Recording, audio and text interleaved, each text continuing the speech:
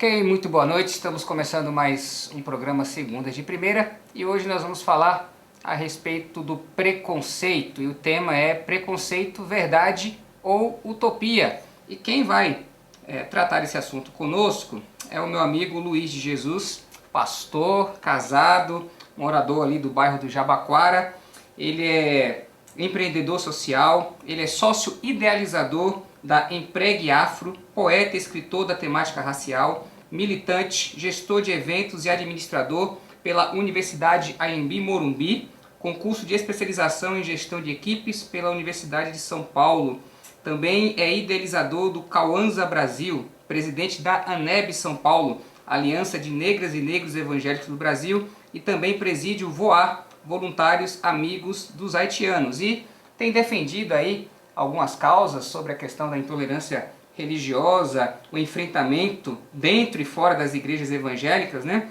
E também tem ressaltado muito a importância do debate étnico-racial. Luiz, obrigado porque você veio aqui. Eu queria já fazer a primeira pergunta para você. O que você entende então por preconceito? Primeiramente, boa noite a todos que estão nos assistindo. Agradeço aí o convite, pastor Danilo. O preconceito, na verdade, ele nada mais é do que uma ideia preconcebida, né, de algo ou de alguém, e que a partir daí as pessoas, né, expressam ali aquilo que elas têm, né, de pior, né? Muitas vezes é o ódio, muitas vezes é a agressão, seja ela verbal, seja ela física. E assim acabamos nos tornando pessoas intolerantes com o outro, simplesmente pelo fato de não nos permitir, né, conhecer, né, nos aproximar e desconstruir muitas vezes algo que foi aprendido de forma errada e acabou realmente. Às vezes esse preconceito ele vem através assim de ideias preconcebidas ou reproduzidas, né, que vem ao passar de tanto tempo, as pessoas vêm repetindo isso, a gente acredita, assume aquilo como uma verdade, não pesquisamos e a partir daquele momento reproduzimos, então, aí uma atitude preconceituosa com o outro, com algo, enfim. Entendi. Recentemente nós comemoramos aqui no nosso estado a questão do Dia da Consciência Negra e na semana que foi comemorado surgiram vários debates, pessoas a favor e contra dessa data comemorativa. E dentre os vários preconceitos que a gente tem visto, Luiz, eu queria perguntar para você por que os negros são os que mais sofrem preconceito? Olha, senhor Danilo, isso tudo é resultado, né, é consequência aí de um processo histórico, né, da escravização, né, do negro. E a partir do momento que o negro foi escravizado e aí ele veio, né, já veio dentro do país, o país foi construído com essa visão do negro como escravo e foi desconstruído a imagem de quem realmente era o negro dentro da história do negro dentro de África. Porque em África o negro ele tinha toda uma história, ele tinha um legado, ele tinha uma dinastia, havia reis, havia rainhas, então tem toda uma história ancestral que realmente que foi negada e aí os livros de histórias começaram a dizer, a reproduzir isso. Olha, porque o Brasil foi construído por escravos. Não, o Brasil foi construído por africanos e africanas livres que foram escravizados. E a partir daí, então, se construiu várias formas de dominação sobre esse povo, que usando o racismo científico para poder legitimar, dizendo que o negro era inferior, que o negro não tinha capacidade. Aí veio também o racismo religioso, dizendo que o negro era amaldiçoado, que o negro não tinha alma. Então a sociedade toda foi montado de todos os atos mais cruéis que se teve. Se fala muito do Holocausto, se fala muito, né, de várias atrocidades da sociedade, da humanidade, mas o racismo, né, a escravidão, ela foi o sistema mais perverso e o mais eficaz, tanto é que ele perdura até hoje, ele faz com que, em pleno século XXI, né, o negro ainda sofra, né, é chamado de macaco, ele é ofendido simplesmente pela cor da sua pele e ele não consegue, ele tem que lutar. Nós vivemos num país onde é necessário se ter um estatuto da igualdade racial, onde nós precisamos que se tenha lei de cotas, onde nós precisamos de ações afirmativas, de políticas públicas, para que o negro tenha a mesma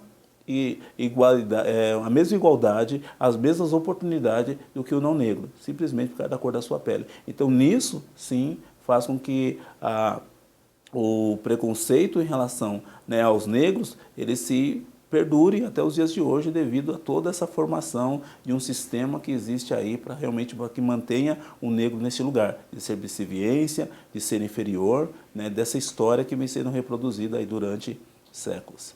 Entendi. Para terminar esse bloco, Luiz, se você puder responder, se você alguma vez já sofreu ou tem sofrido algum tipo de discriminação e como é que você lidou com isso? Olha, na verdade, acho que não existe um negro ou uma negra nesse país que nunca sofreu, né, um ato de racismo, uma agressão, simplesmente pelo fato da cor da sua pele, dos seus traços, do seu cabelo. Eu sofri isso no mercado de trabalho, porque entre vários funcionários, era uma equipe, uma central de relacionamento aí de uma multinacional, e eu era o único que não era chamado não tinha nome, eu era chamado de negão. Ô negão, já bateu meta? Negão, precisa bater a meta, não sei o quê. E não obstante a isso, esse gestor, ele pegou e orientou, né, um supervisor lá para que realmente mexesse no meu skill, que é uma classificação, para que entrasse, né, menos chamadas para mim.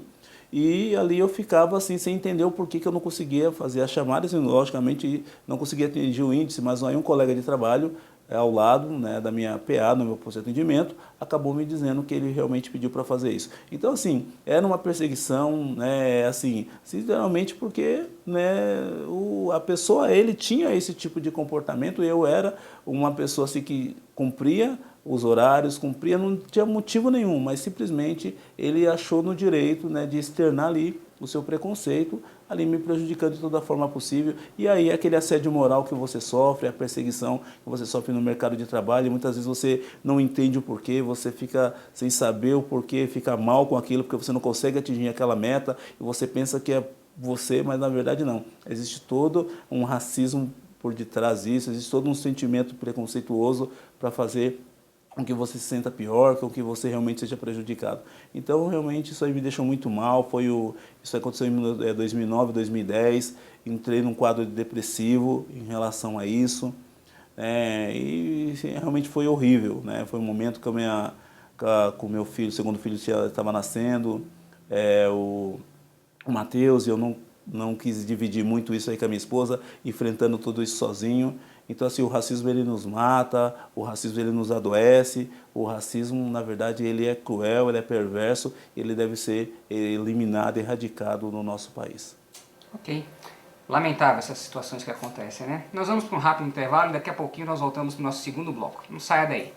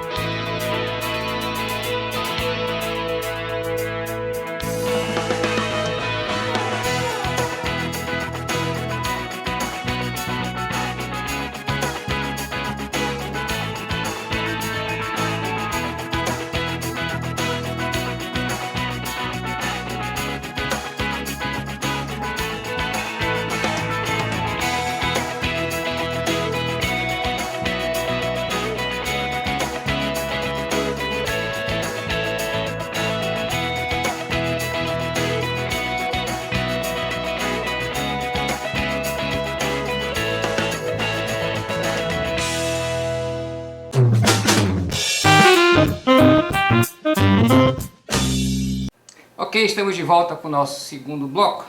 E eu vou perguntar para você, Luiz, algo que você tocou agora no intervalo, falando em relação ao outro país, você mencionou a questão da igreja. Algumas igrejas, principalmente quando trabalham com criança, não sei se você já viu, eles fazem aquela pulseirinha do livro sem palavras, né? E se você nunca prestou atenção nisso, você vai entender a pergunta que eu vou fazer, geralmente o pecado está relacionado à cor negra, né? E a pergunta que eu te faço em cima disso, foi só um chamariz. A igreja brasileira é preconceituosa? Sim, infelizmente, né, as nossas igrejas, grande parte delas, grande maioria delas, elas, na verdade, assim, elas reproduzem, né, através do erro de tradição compulsória, aquilo que aconteceu lá atrás, elas vêm reproduzindo, elas acabam realmente sendo preconceituosas com as negras, com os negros que frequentam, né, os seus espaços. Porque acontece assim, vários casos, sabe, nós tivemos casos, recentemente ouvi uma mãe dizendo, tem um trabalho chamado Contadores do Reino, são vários professores de escola bíblica dominical, que eles trabalham a questão, né, trabalham o ensino bíblico com as crianças.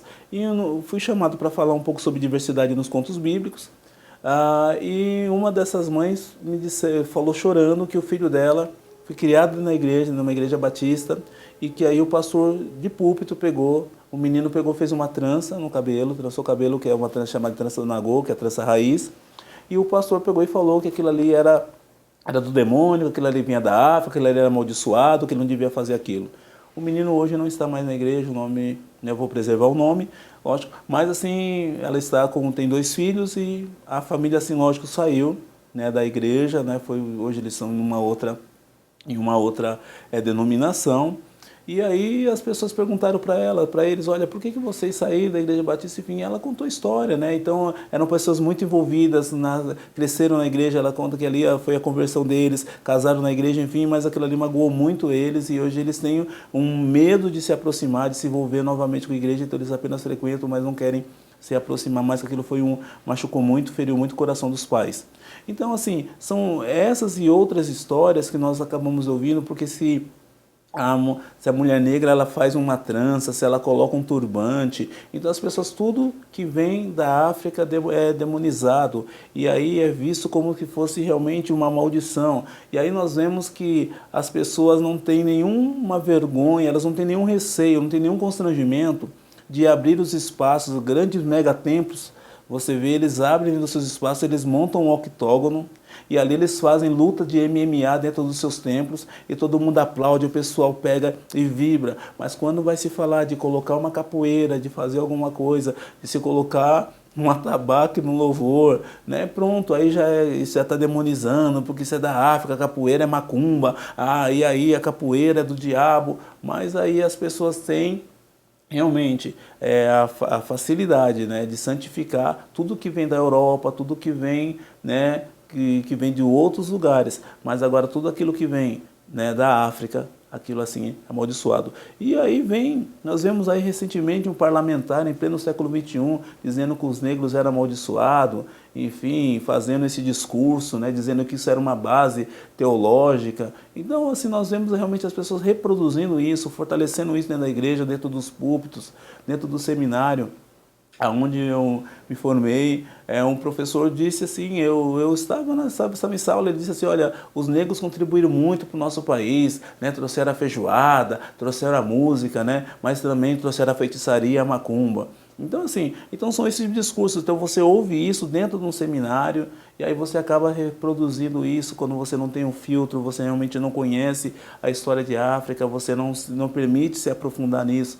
Então você acaba reproduzindo e as igrejas acabam realmente magoando pessoas, ferindo pessoas, e tanto é que nós não vemos dentro dos nossos espaços, pastor Danilo, é raro você ver realmente pastores negros, né, em cargos, né, de liderança, como presidentes de igreja, né, assim, nas grandes igrejas, né. Isso eu não estou falando só do nossas igrejas batistas, estamos falando assim de forma geral, né. É difícil você ver realmente na televisão, né, alguma liderança expressiva, né. E geralmente esses pastores aí estão às vezes assim trabalhando, começam desde como obreiro, né, servindo como diácono, servindo sempre as suas comunidades ali com todo afinco, por anos a fio, né, e o máximo que ele nunca consegue sair ali daqui, não que diácono e obreiro seja um cargo, né, desmérito, não, mas só que aí nós vemos assim uma pessoa que chega hoje, né, daqui 2 anos já está realmente presidindo, está nos grandes lugares, nos templos,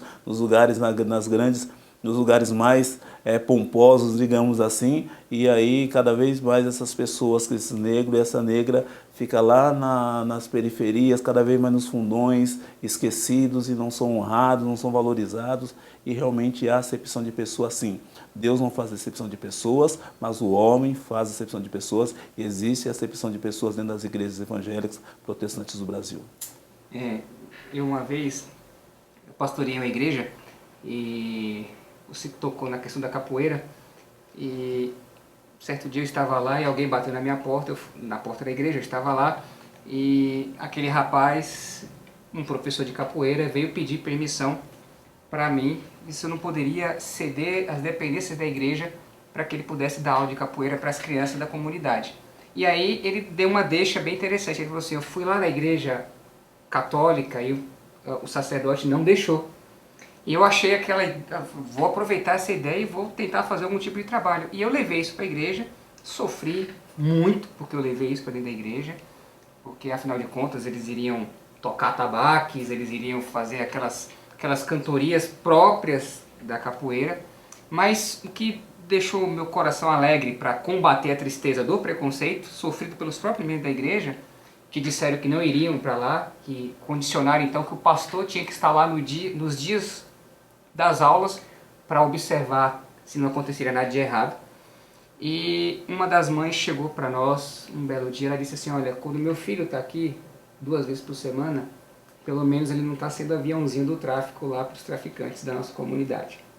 Então isso foi algo assim que me deixou muito feliz. E o outro episódio foi ouvir de um irmão de uma igreja que tem um sobrenome diferente, né? E acha que com isso pode fazer alguma coisa. Ele disse para mim uma vez, isso eu não vou esquecer nunca, que a filha dele nunca iria casar com um negro. Então isso é dolorido, né? É dolorido, pastor. E assim, e nós vemos assim que a igreja faz assim, ela pega uma coisa e chama de uma apropriação cultural. Ela pega a capoeira e aí o que ela quer fazer? Ela quer descaracterizar, ela quer colocar, chama o nome capoeira gospel. Aí ela coloca o gospel, aí então você pode, aí quer santificar a capoeira. Ela pega o acarajé e porque ela fica a pessoa fica o crente fica incomodado, né, o crente entre aspas, né, fica incomodado porque é a baiana que está vendendo e está ali com seus colares e tal, isso ali de acordo com a sua religiosidade, com a sua fé, e ali ela pega e quer chamar de bolinho de Jesus.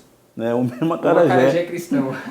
Então isso assim, é um absurdo, na verdade é uma hipocrisia, na verdade é o preconceito, é o racismo, porque tudo aquilo que vem realmente do negro, vem de África, é demonizado. Dá uma impressão, pastor Danilo, que o Satanás, daquele que não é negro, é mais bonzinho. Mais bonzinho. Agora, essa é a impressão que dá. Ok, nós vamos para o nosso intervalo, daqui a pouquinho a gente volta para o nosso terceiro e último bloco. Não saia daí.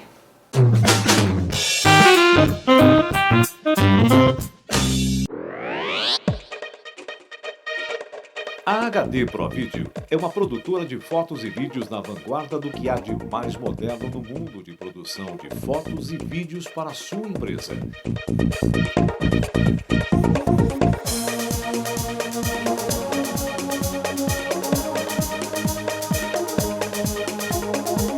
Fazemos produção de vídeos institucionais.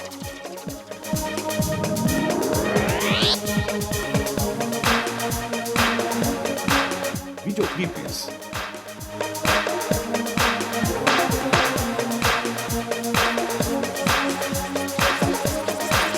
Vídeos de palestras.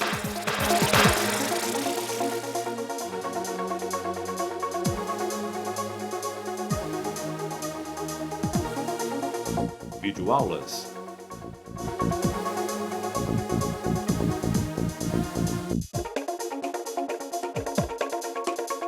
Vídeos comerciais.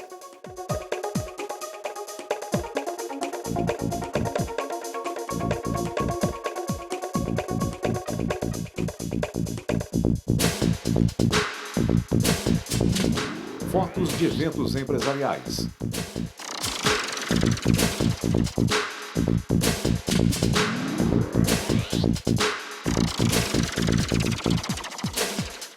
Fotos de promoções.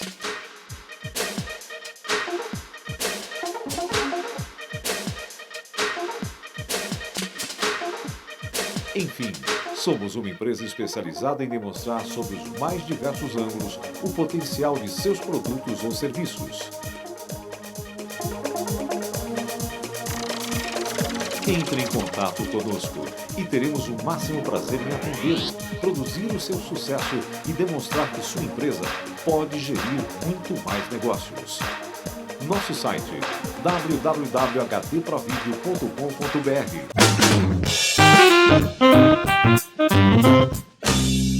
Ok, nós voltamos para o nosso terceiro e último bloco e eu tenho visto, Luiz, acompanhando os noticiários, eu percebo que as autoridades elas não tomam uma posição dura em relação à questão do preconceito. Isso eu tenho percebido, né? Pode ser uma visão minha errada, mas isso é o que tem passado.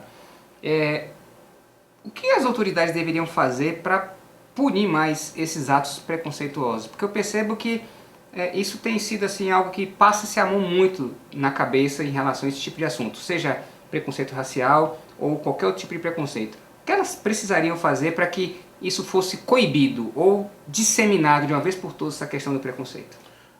Eu entendo que basta que a lei seja cumprida, porque o racismo é crime, é um crime inafiançável. Hoje no país nós não temos ninguém que foi preso por racismo, né? Nós temos uma senhora que ela saiu agredindo as pessoas, né, xingando as pessoas ali próximo do shopping paulista, que aí na verdade ela foi presa, mas depois ela foi presa por um outro crime lá em Santos também, mas uma outra coisa que foi mais, acho que um outro tipo de agressão.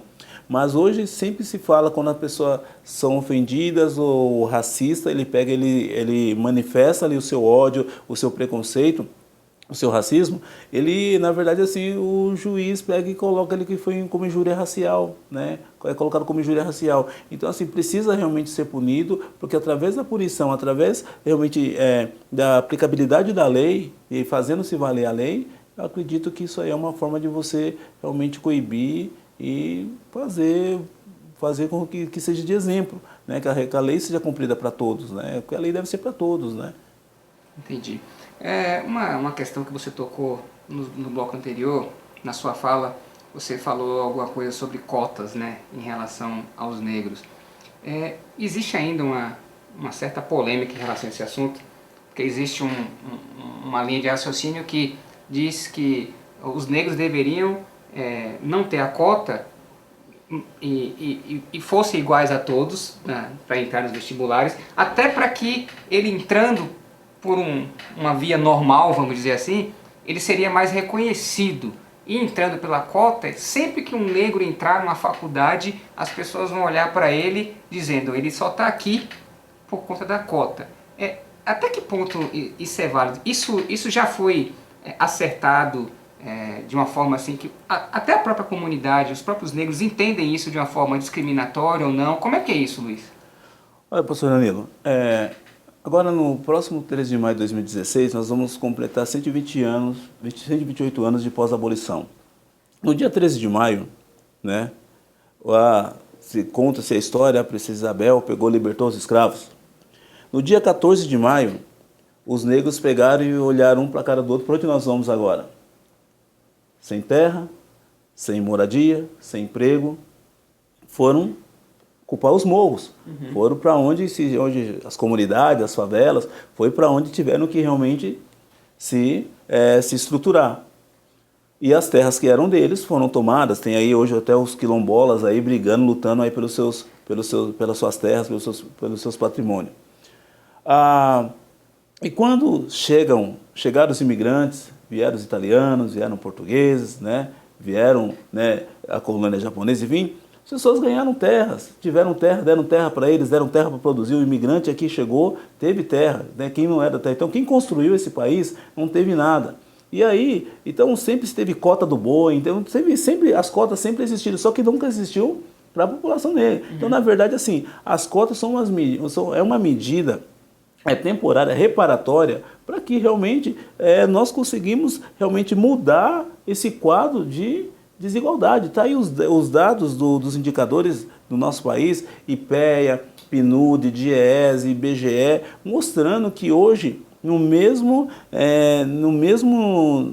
cargo, a mulher negra, no mesmo cargo, um homem negro, no mesmo cargo de uma pessoa não negra, tem um salário menor. Mas por quê? Simplesmente por ser negro, pelo fato da cor da pele. Então, se não existem medidas e ações afirmativas, não existe uma política de inclusão no mercado de trabalho, não existe uma questão de cotas realmente nas universidades, porque, veja bem, o negro está lá na periferia, né, com todo esse processo histórico da escravização, né, que realmente o deixa ele na marginal. Ele é marginal porque ele está na margem, ele fica sempre à margem, não consegue vir para o centro. Nós vemos aí a qualidade, né, do ensino público como que está, né, das escolas, né. Então, aí você vê, o não negro tem lá a estrutura, tem todo aí colégio particular, tem curso de inglês, né, tem toda uma facilidade, né, já tem todo um privilégio, que eles dizem que a cota é privilégio para nós negros, né. Então, eles têm todo um privilégio de uma escola particular, e aí na hora, né, de fazer uma faculdade, eles querem fazer a faculdade pública. Né? E a faculdade pública, né, nós que sempre estudamos através do ensino público, com toda aquela dificuldade, nós não conseguimos entrar, não ter acesso ao ensino público, porque com todo o déficit da educação. Então eles dizem que tem que ser cotas sociais.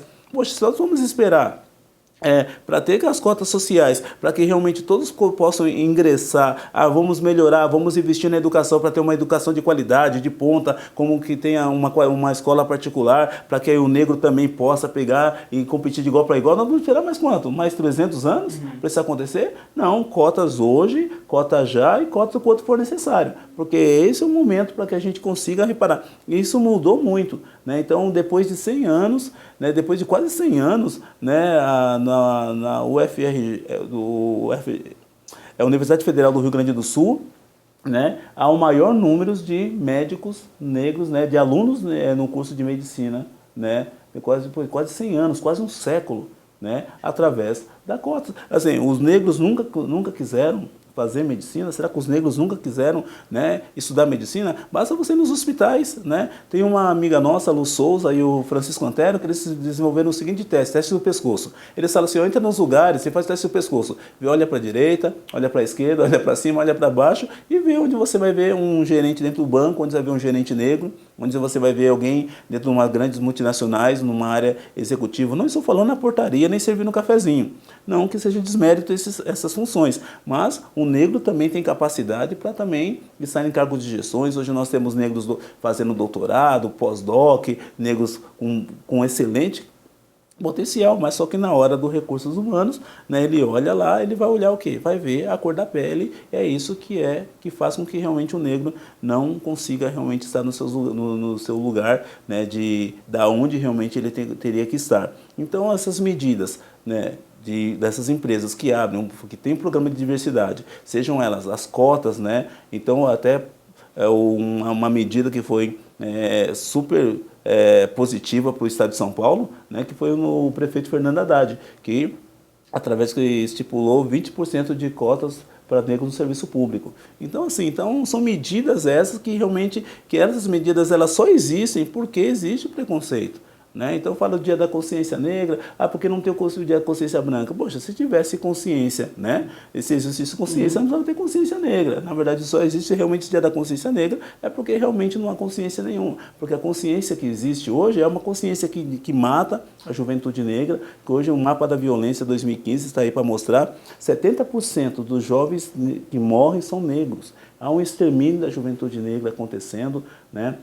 Nesse final de semana aqui uma chacina de 5 jovens negros que estavam vindo, né, de um parque, né, onde eles estavam comemorando o primeiro salário de um deles, estavam sendo formados, e aí realmente foram tomar dentro de um carro, foram ali assassinados, executados com 111 tiros. Ou seja, jovens negros. Então, negro, né, é suspeito, né, negro é aquelas piadas que a gente ouve desde o tempo de escola, negro parado é suspeito, correndo é ladrão.